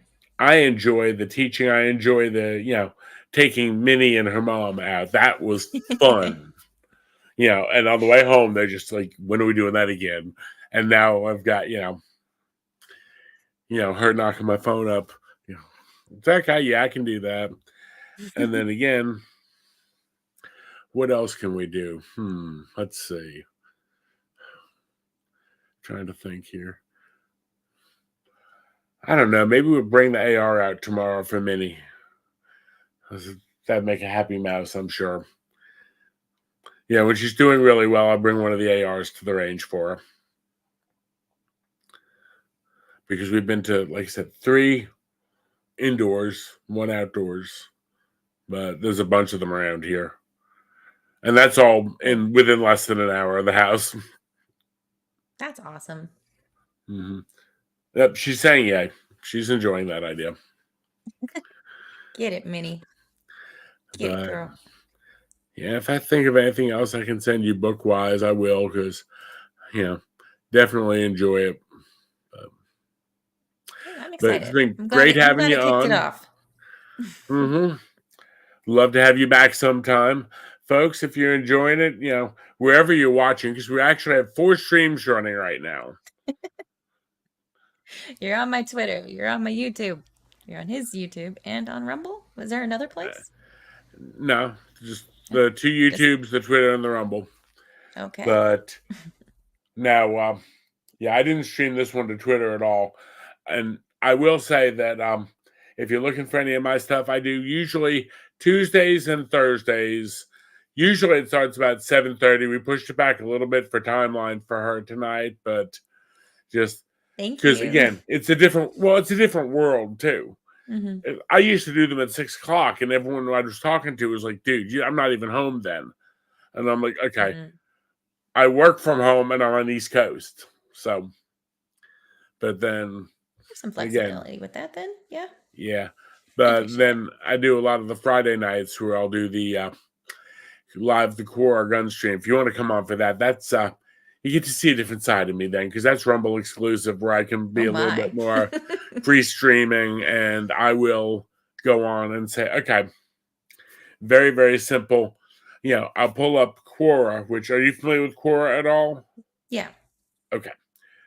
Pull up some of the firearms questions on there and just respond to them. It's fun. And again, if it's a sincerely asked question, I'm all for, but on the other side of the coin, if it's not a sincerely asked question, they're gonna dunk on him. Oh yeah. A little bit. Okay, here's a question. You've worked around public safety personnel, right? Yep, once upon a time. Mm-hmm. How sarcastic, snarky, and asshole-ish can they be on a good night? All the time. Exactly. All the time. I was going to say, I don't even need the adult beverages to do it. I just do it to have fun doing it. Because it's fun. Yeah. Oh, I'll be sitting there. The question I think we need to ask this person is, how dumb are they? Please do not reproduce. Your type needs to leave the gene pool. Oh, trust me, I'll pug cam. Get the pugger. Get the pug. And what's the pug's name? This one's name is Moxie. Like my channel name, Moxie. Mm-hmm. Hello. Oh, don't kiss me. I don't want that. Keep that to yourself. Oh, that was really on. cute when she was a puppy. She was super kissy, but now she's gotten bigger. It's a little stinky. Pugs are smelly. You can't hear her snoring because I have an NVIDIA broadcast on, or else you'd be hearing this awful symphony of pug snores the entire time. Oh, no, I've got a good friend of mine who's got pugs, so I'm very familiar with the pug snore.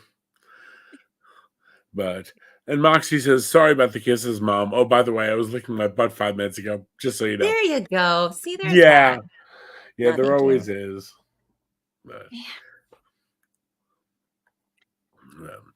we definitely enjoyed it. Yeah, thank you so much. I'm glad there was something relevant between our channels and that we could talk about, because yeah. Worlds colliding, Mr. Scott. Look out. Uh-huh. And it's funny, and Minnie's over here says, "Oh, but wait, tell him my mom is 70, has osteo and rheumatoid arthritis, is 5'0" and weighs about 120, but the AR is as heavy as 10 boxes."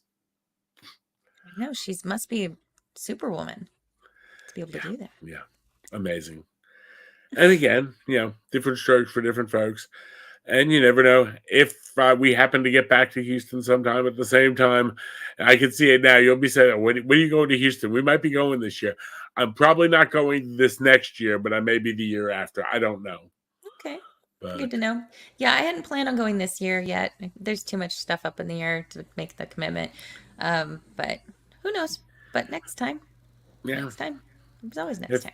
And if you ever find your way east, let me know. Because I know ranges in a couple of states that we can go to. Awesome. That'd be so much fun. Yeah. Thanks so much for having me on. Enjoyed it. Thank you for coming. Yeah, absolutely. It was interesting to do a little sort of offbeat collab there, and poor Mr. Scott doesn't know what to think. Yeah. Poor Mr. Scott. Yeah. I run the gun club, and I go on with Sniper a lot, and then I knew her, and she come on, and I said, well, let's do it to both channels. Why not? Why not? All righty. Well, you have a good one, dear. I'm going to go ahead and cut this off. Have a good night, everybody. See you later. And I'm going to leave you out with my favorite closing clip from Sarah here.